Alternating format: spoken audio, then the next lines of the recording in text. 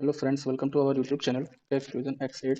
दोस्तों, आज हम आपको टीएलसी के बारे में कुछ बताने वाले हैं।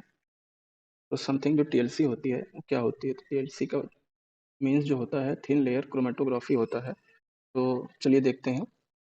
तो हम आज अपने वीडियो के लेक्चर में आज आपको हम introduction, principle, step involve in TLC, then application आज आप लोगों को बताएंगे। तो चलिए वीडियो को स्टार्ट करते हैं। तो first of all, what is chromatography. Chromatography क्या होती है? तो क्रोमेटोग्राफी क्या होती है, जैसे कि इम्पोर्टेंस टेक्निक होती है और क्या करती है, इनेबल्स करती है किस चीज़ को, सेपरेशन, आइडेंटिफिकेशन एंड प्यूरिफिकेशन को।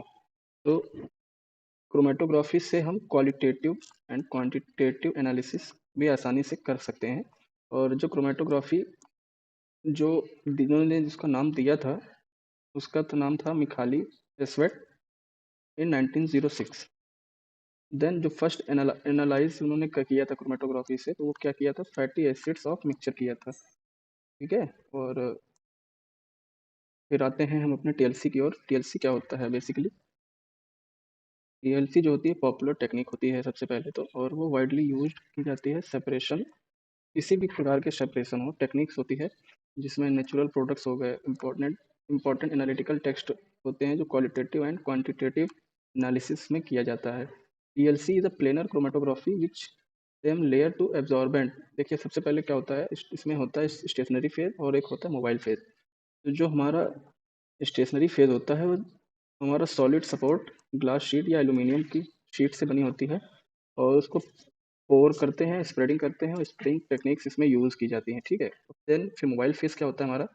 मोबाइल फेज वो होता है, सिंपली मोबाइल फेज वो होता है जो हमारा स्टेशनरी फेज के ऊपर रन करता है by gravity and electric potential के थ्रू। स्टेशनरी फेज पे वो रन करता है। फिर हमारा प्रिंसिपल ऑफ टीएलसी पे आते हैं। प्रिंसिपल ऑफ टीएलसी क्या होता है? ये हमारा बेस्ड होता है एडजॉर्प्शन क्रोमेटोग्राफी। कहने का मतलब, जैसे कि ये हमारा टीएलसी प्लेट है, ठीक है। फिर हमने इसको एक चैम्बर में डाल दिया। चैम्बर में डालने के बाद हम इसमें मार्क कर दिए। मार्क करने के बाद जो भी इस सोल्यूशन में प्रेजेंट होते हैं, जो भी कुछ सब्सटेंसेस प्रेजेंट होते हैं, कुछ भी प्रेजेंट होते हैं, तो उनके हम लोग पहले से यहाँ पे 1 सेंटीमीटर छोड़ के ड्रॉप लगा लेते हैं। फिर उसमें क्या होता है, फिर धीरे धीरे अब की ओर वो हाइट की ओर चढ़ना शुरू करता है। फिर उसको यहाँ तक चढ़ाते हैं जहाँ तक वो 1 सेंटीमीटर क्रॉस ना हो जाए। ठीक है, मतलब 1 सेंटीमीटर तक पहुँचने से पहले ही हमको रिमूव आउट कर लेना होता है चैम्बर से।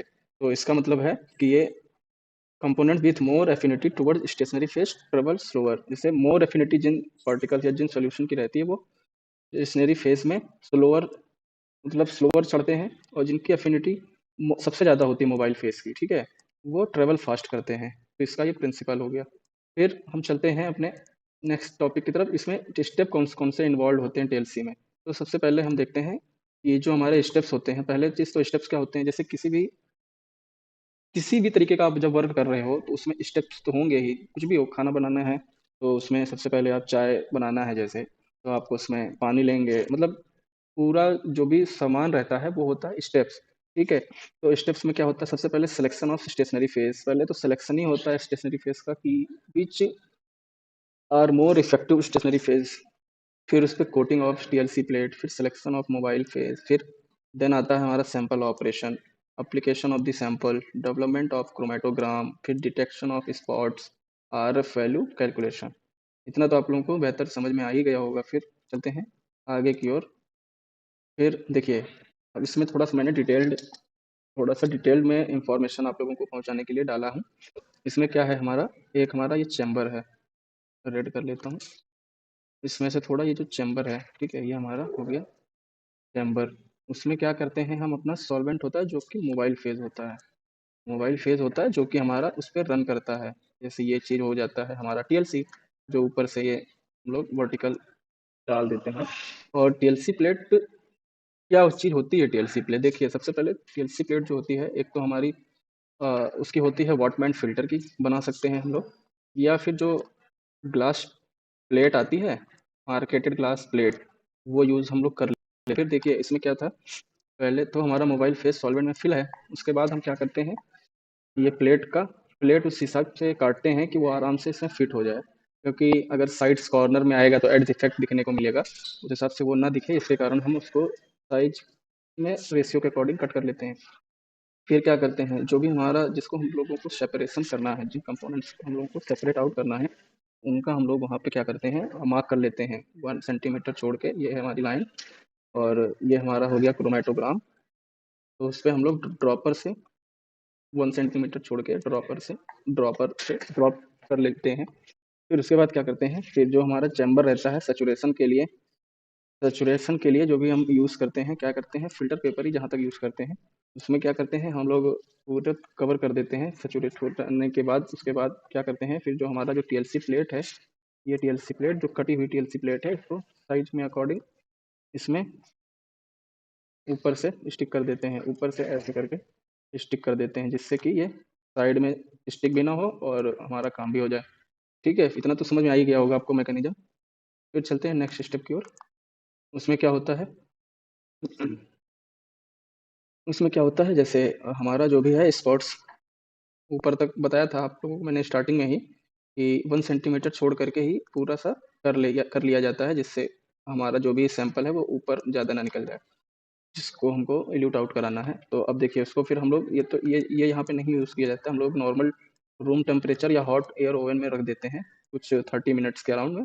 फिर जो है, अब जैसे अमीनो एसिड्स हैं, तो नॉन हाइड्रोजन जो सोल्यूशन होता है उससे डिटेक्ट कर लेते हैं अमीनो एसिड्स के लिए। ठीक है, फिर जैसे यूवी लैंप में भी आप इसको विजुलाइज कर सकते हैं आफ्टर आफ्टर ड्राइंग। फिर उसके बाद आप उसको जब यूवी लाइट के आप चैम्बर में रखते हैं, तो वो आपको स्पॉट्स यहाँ पे दिखाई देते हैं।